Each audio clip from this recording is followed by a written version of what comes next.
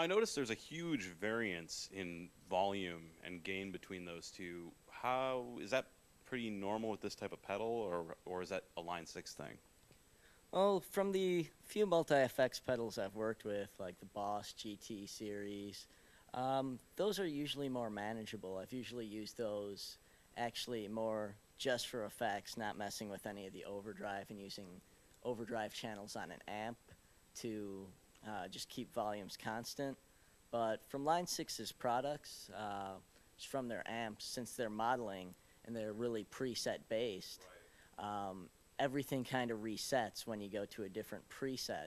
So another thing is that it's really tough to volumize a distorted channel against a clean channel or a crunch channel even, just because the maximum on a crunch channel on some of the Line 6 products can't get nearly as loud as like their metal channels or their really heavy drive channels. And that's even a problem sometimes when you're going from clean to crunch. Seems like the clean is overcompensated a lot and just can attain a much higher volume, like twice the volume than some of the crunch channels on these things. Now, what about some of the other effects like delay and reverb? How do those sound on this particular pedal? Well, for that, why don't we go to just a user effects patch. It has a lot of presets on here, but if you dial it up to Bank 21, it's all user modifiable patches. Just to modify any of the effects, say delay here, you just push it twice. And this brings up a very tiny display with a lot of parameters to edit, which is why I bought this magnifying glass. So you can see that there. There's 4 parameters. The first is just the delay model.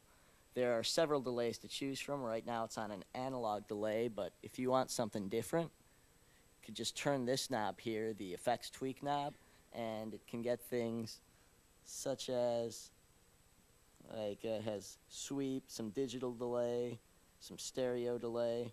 Here's a ping pong. Let's try that. Can modify the time, change it from a quarter note to dotted quarter note, eighth notes, even down to 16th notes. And another thing you can do, just hit the tap tempo, and it'll pick up on just the obviously tempo in which you are tapping the unit.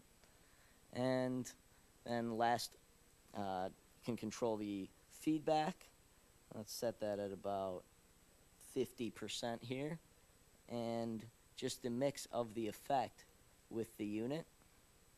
And you can do that. There are 4 buttons here that each control different parameters. You select them and you can just kind of tweak the effect, get a different sound, and then you can turn that off, turn the delay on, and we should hear just basically what that sounds like.